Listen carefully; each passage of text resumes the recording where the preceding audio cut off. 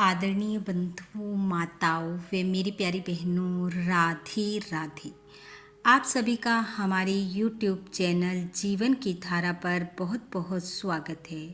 बंधुओं, आज हम इस वीडियो में वैशाख माह में सुनी जाने वाली पीपल और आग को सींचने की कहानी सुनेंगे, जिसे सुनने सुनाने से भगवान श्री हरि की कृपा से मनुष्य की मनोकामना पूर्ण होती है, घर की दरिद्रता दूर होती है, धन धान्य से घर भरपूर होता है। कथा कहानी सुनने के बाद यदि आप हमारे चैनल पर नए हैं तो कृपया हमारे चैनल को सब्सक्राइब करें, बेल आइकन को प्रेस करें ताकि हमारी वीडियो की नोटिफिकेशन सबसे पहले आप तक पहुंचे। वीडियो को शेयर व लाइक भी जरूर करें।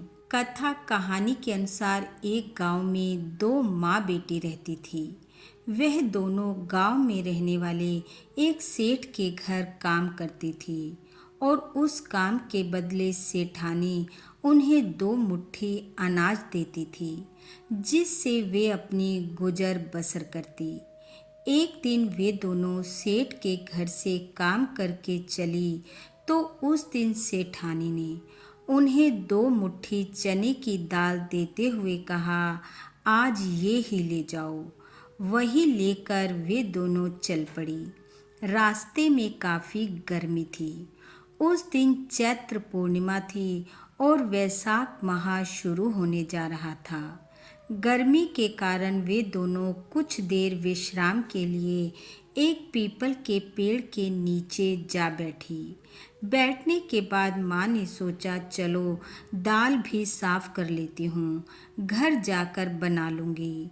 जैसे ही उसने दाल की पोटली खोली तो देखा सारी दाल पर घुन लगा हुआ है। वह बहुत दुखी हुई।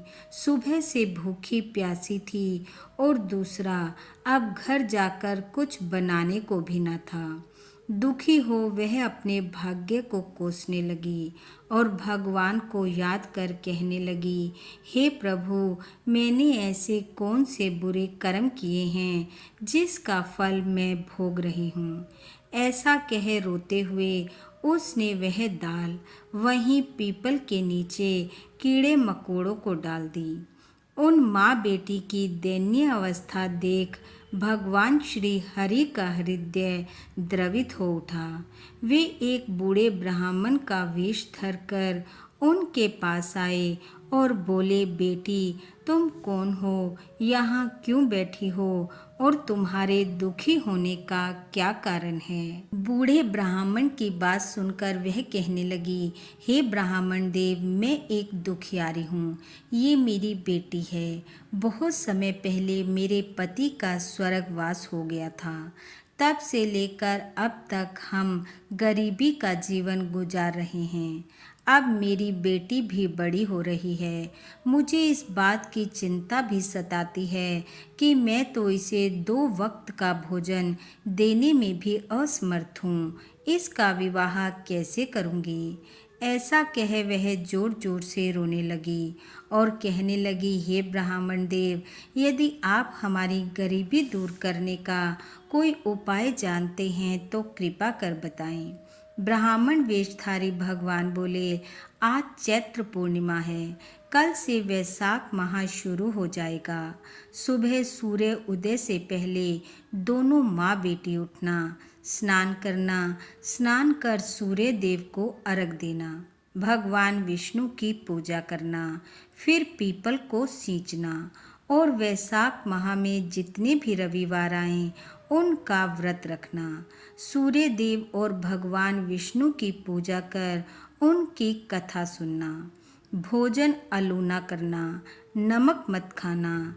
रविवार के दिन जल पीपल में ना चढ़ाकर आग को सींचना। पूरे वैशाख माह ऐसा करना। वैशाख माह की पूर्णिमा के दिन ब्राह्मण को भोजन करा यथाशक्ति दक्षिणा देकर विदा करना। हरि कृपा से तुम्हारे घर की दरिद्रता दूर हो जाएगी। ऐसा कहकर ब्राह्मण वेशधारी भगवान अंतर ध्यान हो गए। माँ बेटी देखती रह गई। ब्राह्मण देव कहाँ गए। जल्दी जल्दी दोनों घर आई। उस रात उन्हें नींद भी ना आई। सुबह जल्दी उठी, स्नान कर जल लिया और पीपल देव के पास पहुंच गई।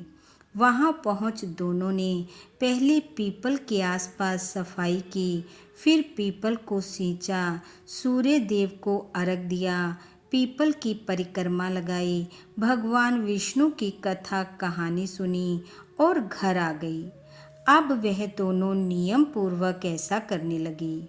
हर रोज पीपल सींचती, रविवार को व्रत रखती, रविवार के दिन जल पीपल में ना डालकर आँख में डालती और इस प्रकार वह अपना नियम पूरा कर सेठ के घर काम पर जाती और वहाँ से जो 2 मुट्ठी अनाज मिलता उसमें से बहुत थोड़ा आप खाती और बाकी एक मटके में डालती जाती। ऐसा करते करते वैशाख माह पूरा हो गया। वैशाख पूर्णिमा के दिन वह दोनों रोज की तरह पीपल देव की पूजा करने पहुंची तो ब्राह्मण वेशधारी भगवान फिर से वहां आ गए और कहा, बेटी, तुमने पूरे सत से वैशाख नियम का पालन किया है। भगवान श्री हरि तुम्हारी प्रत्येक मनोकामना को पूर्ण करेंगे और तुम्हारे घर की दरिद्रता दूर करेंगे। जाते जाते ब्राह्मण देव बोले, देखो, ये जो पीपल के पत्ते बुहार कर तुमने इकट्ठे किए हैं, इन्हें अपने साथ ले जाना और ले जाकर घर के हर कोने में रख देना। ऐसा कहकर ब्राह्मण वेशधारी भगवान चले गए। दोनों माँ बेटी घर आई।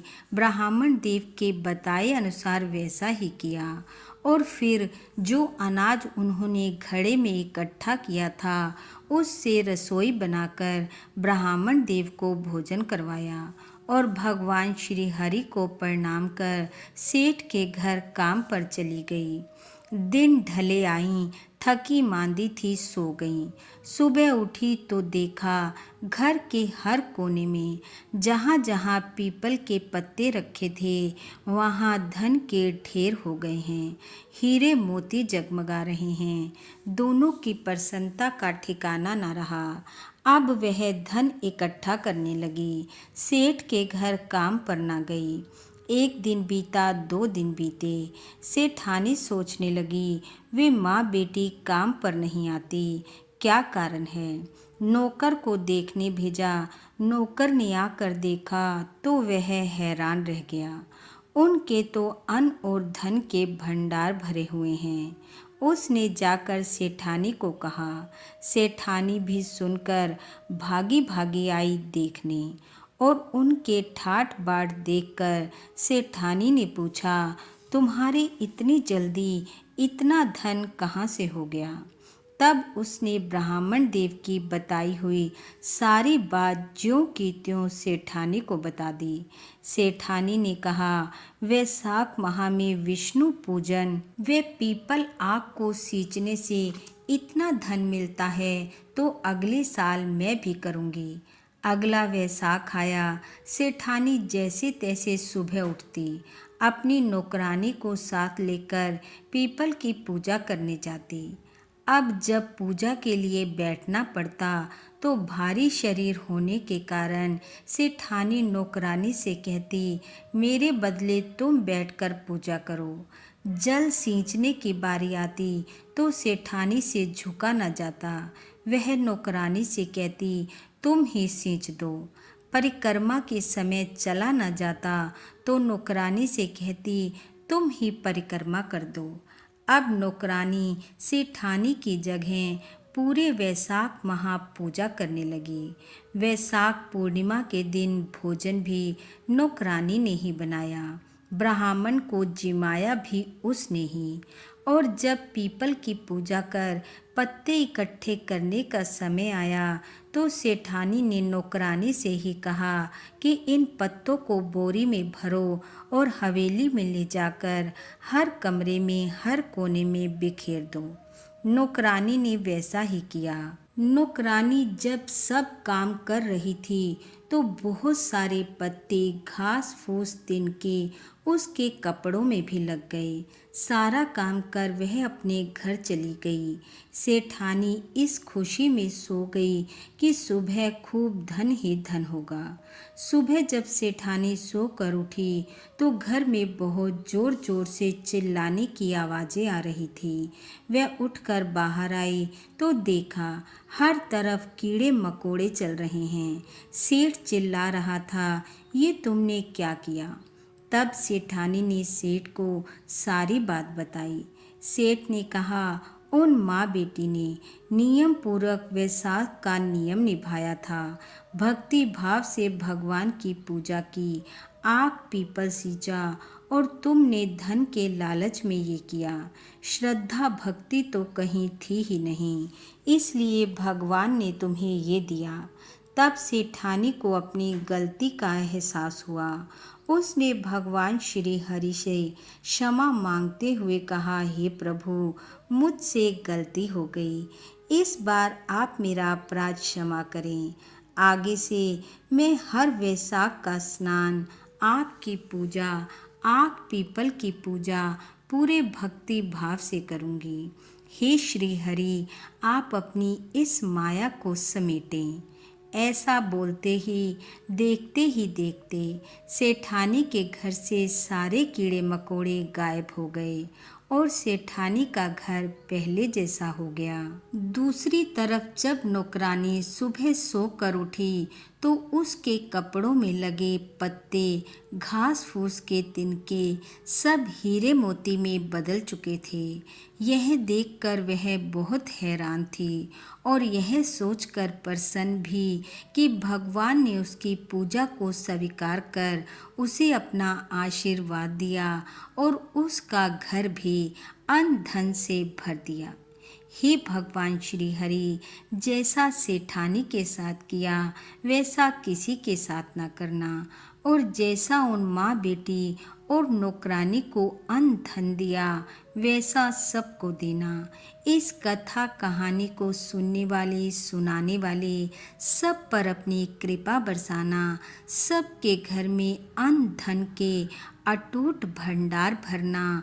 इन्हीं शुभकामनाओं के साथ आप सबका बहुत बहुत धन्यवाद। राधे राधे।